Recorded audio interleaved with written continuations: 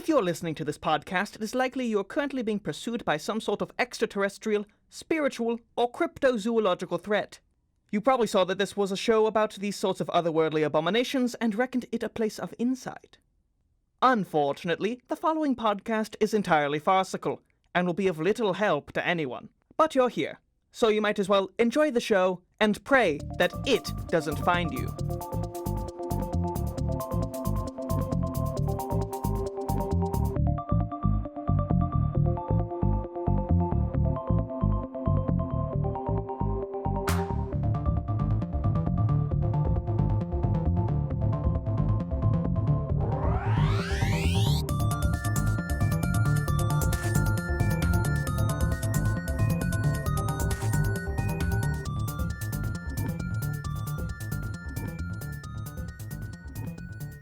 Hello and welcome back to Lore Folk, a podcast where we riff on all things paranormal. I'm your host, Aidan Kidd, and today I'm joined by my co-host, confidant, and angst-ridden teen who I desperately want to say my name 3 times. It's Maddie Barr! Beetlejuice. That's not my name! Oh. Okay, well, good. I can say Beetlejuice 3 times, Wait. right? He could be lurking. Oh, no. Michael Keaton, In the Alex shadows. Brightman, either version, they're somewhere and they might hear. I mean, So let's not tempt fate. I hope Alex is here. I love him. He's a great actor. Hey, Alex, if you follow you on TikTok, I love you. So the first thing we have on the docket today comes from a young, anonymous internet user who asks, I just did a werewolf spell, and now I regret it. Does these things bring you bad luck? Update, or in worst case scenario, when is the next full moon? Oh, no! So here we have what seems to be some sort of ignorant fool who has tempted fate and got burned badly by a werewolf spell. Did they do the spell on themselves? Are they now a werewolf? Or is it like, oh no, I gotta get my dog out of here before the next full moon so my parents don't get murdered, you know? You know, that's a good point. I assumed they had done it on themselves and were worried about turning into a werewolf, but it's entirely possible that they have lobbed this spell onto perhaps an enemy or an ally, an unwitting ally. A bully, like in middle school. Yeah, like, oh, no, now you'll be a Brandon." dog boy, ha ha, Right. and everyone will laugh at you for your fur. But now, he's a real werewolf and he is going to eat your face. Now it's too real, and It's there's too real. They're having a sleepover for a party. Is it before or after the first full moon? Because It'll be awkward. That'd be such a fun, wacky kids comedy movie. You turn your friend into a werewolf, but the big sleepover is coming up on the first full moon, and you got to keep all the friends occupied while you hide that kid in a basement while he turns into a werewolf. Disney Channel originals, get at me. So, anonymous user, you did a werewolf spell. You did a bad thing. How do you get out of this? Well, here's the problem. Is that the only way to undo a werewolf spell is... Wow. Everybody, Aidan in the studio just worked all the way up to a bit, but then his brain didn't actually contain the bit yet, so now had we're waiting. no idea where that sentence was going as I said it. Sometimes we just start sentences and we figure that it'll all work out, but then it doesn't. Which is exactly what happened to this werewolf kid. But instead of a sentence, he started a spell to turn someone else into a werewolf, and now it's all gone. As far as social transgressions go, my inability to form a complete thought compared to this individual who has turned their friend or themselves into a werewolf, I'm not doing so bad. Yeah, no, you could have turned someone into a werewolf. Yeah. You know? Or in Aidan's case, you could have turned someone into a... Maddie just did this! You had no clue where that was going. No clue! I was trying to roast you by not remembering the word for werewolf, but then I felt really mean, so I stopped anyway. But then it seemed like I forgot what I was going to say. I don't buy that at all. That's what I was dead ass going to do! I don't believe you. I was trying to roast you! Looks like somebody cried werewolf. Ha ha ha ha ha! Anyway, Laughter. Look up when Listen to the audience applauding and cheering me for my joke and the fact that I'm the successor in this conversation. I'm winning. Damn, it'd be like that, huh? Anyway, look up when the next full moon is and just go on vacation then. You know, if you're a werewolf, then you'll be somewhere tropical and it'll be fun. You can eat some tropical birds. And if another person's a werewolf, then you won't be there. So it's not your problem. have you considered the fact that werewolves don't like silver? Normally they're shot by it, and that's what kills them. But you're not a werewolf yet. You've committed werewolf sin, and have thus not had your blood transfused into the werewolf Yes. apotheosis. So if you can get someone to propose to you with a ring made of silver, delicate, beautiful silver, then you'll be fine. And you'll be married. It's like a green card marriage, where you have to marry a human. A human green card marriage? Oh yeah, Stacy. She's actually a werewolf. She's part werewolf, so on her dad's side. So we just tied the knot. So she didn't kill me. Wacky fun hijinks. Wouldn't that be such a fun adult rom-com? Stop pitching your movies on the podcast, Maddie. What are you doing? Disney Channel. No, Hallmark, get at me. Woo. So that's how you're going to have to solve that problem, Anonymous. Maddie, what else do we have to deal with today? So this is more of a recruitment, sort of a hypothetical question. Somebody on the internet, Anonymous, asked, would you join a paranormal group that searched for treasure, cryptids, UFOs, ghosts, and other stuff? And then they have an entire description. I feel like this is a girl from my high school who's joined like a flat tummy tea company, and she wants me to like come with her. It says, you could go around the world. If I told you, you could come with me to get a once-in-a-lifetime chance to come exploring with 10 others. And then they go on to describe all these different cool places in the world that they would go and all this stuff. But at the very end, they says, would you join me if it were to ever happen?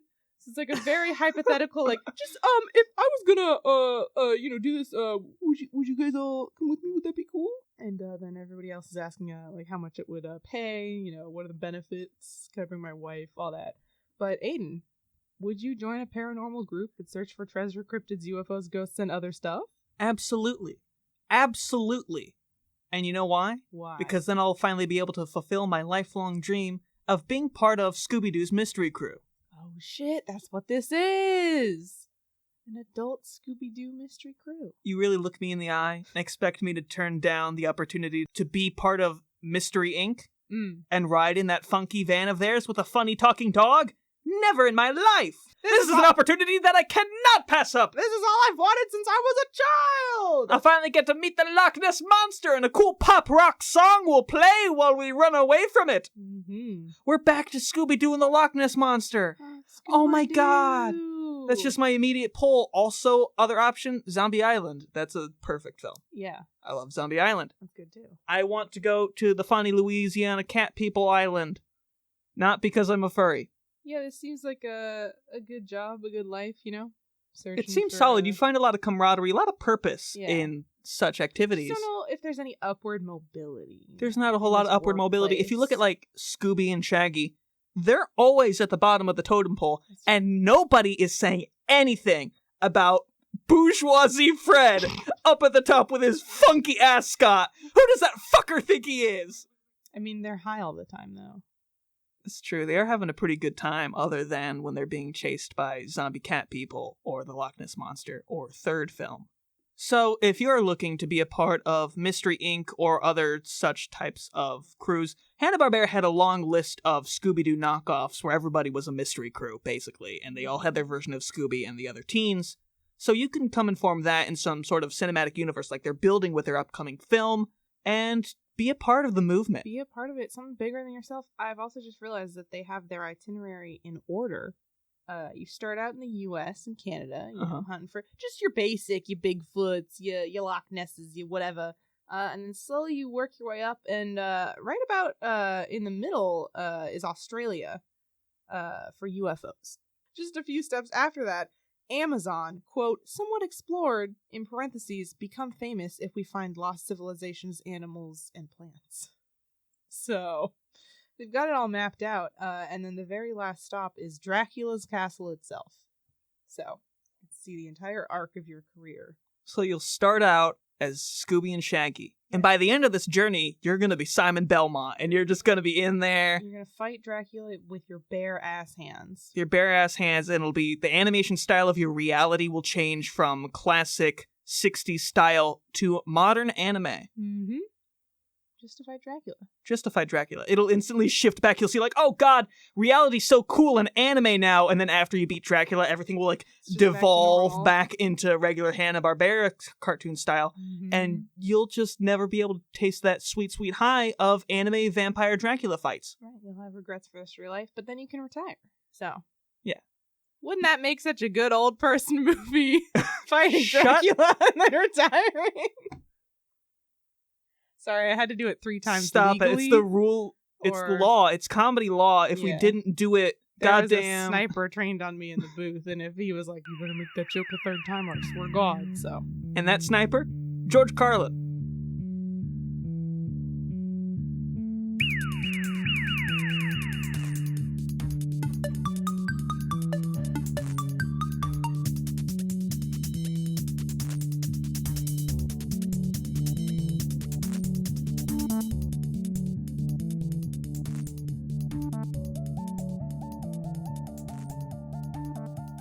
Alright, this is the part of the show where we do some ad reads because we have no sponsors, so we're just gonna improv things and make them up as we go.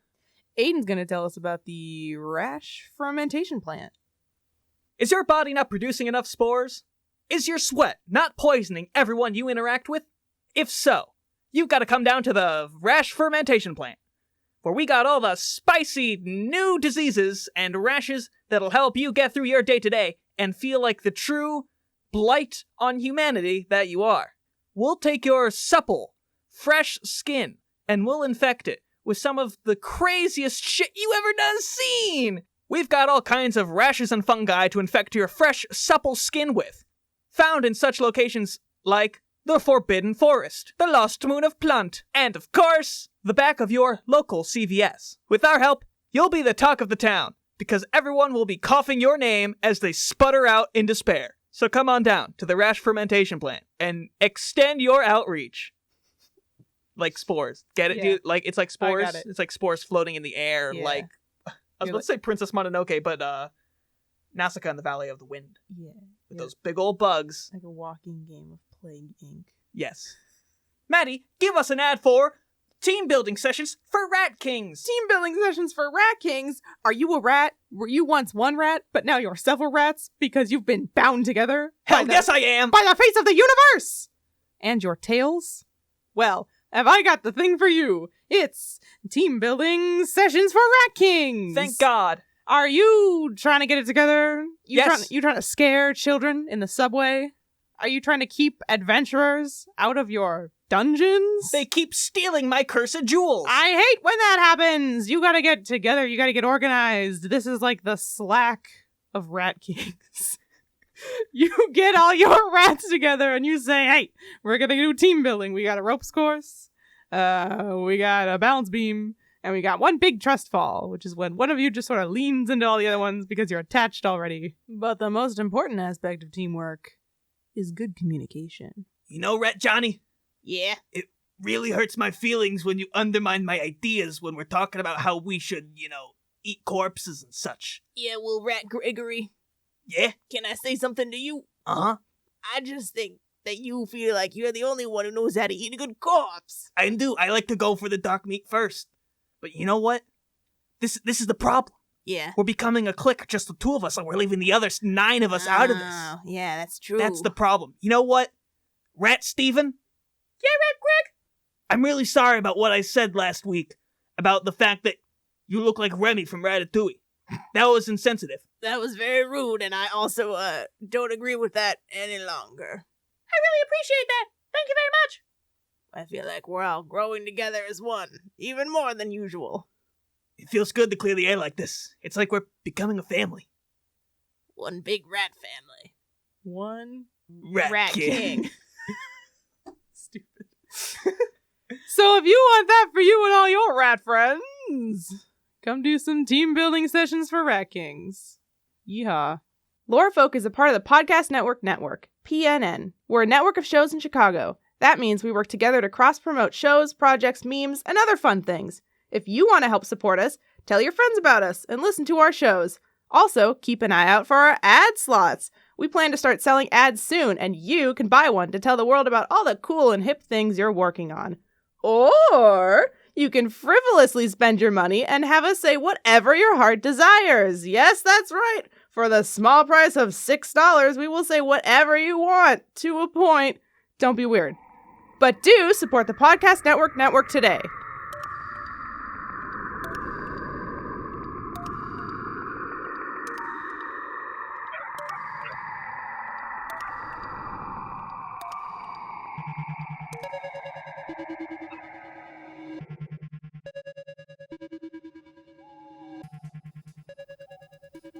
All right, now we have another anonymous user asking, why hasn't my singing improved? Do wishes ever come true? I really wanted to sing beautifully, to bring joy to many people. I really like how Enya sounds, and I have kept wishing upon stars, but my singing doesn't improve. Enya! I really don't sing much, and I would like to improve my singing. I recently tossed the necklace that my best friend made for me into a lake and said, I wish I could sing beautifully, and the lake has not made my wish come true yet. I am dedicated and have given up a beautiful necklace to make this wish come true, and I am truthful and have good intentions and wish to come true and am not greedy? Why hasn't my wish come true? Someone said to me, if only wishes were watches. What does that have to do with my wish? Why hasn't it come true? Enya somehow got to sing beautifully. Demi Lovato got there. Oh? How did my wish not come true? Is there anything I can do? So, Maddie, what we have here is... so much to unpack. There's a lot to unpack. But here's the thing. And the real tragedy of this piece is your singing's never going to get better because you've been duped by a grifter lake. Oh, no. You gave that necklace to the wrong lake. That wish doesn't count. Shit. I hate He when took that money and ran. That's the worst. You gotta find the lake that Enya used. The real problem with a grifter lake is the fact that you can't really go to the police to report any sort of crime because it's lake crime. Right. You gotta go to the lake police, who do exist, but they're really corrupt. They're and they elusive. They're elusive. They're usually in on these kind of big heists like this because they benefit from duping kids into throwing precious necklaces into lakes. Every single lake is secretly a double agent, and they're just trying to steal your objects and your precious memories, you know? They're sleeper agents operating against the system, Mm-hmm. and they are building a fortune so that they can wage war against the solid folk. I can just feel the piercing, gigantic eyes of Lake Michigan. Oh god, it's glaring at us Right as we there out the record this. window. It's terrifying. It's just so big. It's listening and watching. It's a lake king. It was once several lakes. The Great Lakes are the Lake King. Yeah. Slowly, they're growing towards each other with their gross little lake tails. And one day they will consume us all and only it will be ocean. And that's global warming. The scientists warned us about this. Oh, So shit. congratulations, internet user. You've been duped by a lake. Mm-hmm. It's stealing your money and your riches and your friendship because it was a friendship necklace. Yes. And soon it will weaponize that against you and take over the entire globe. Congratulations, you are complicit in a sense. Yeah, you did it. Sorry. Sucks to be you and everyone else. Because we're all going to die. Mm-hmm. And that's how we're going to leave this episode. On a fun note, On like a really that. fun note On a about the spicy inevitability global of warming note. ecological disaster. Mm-hmm.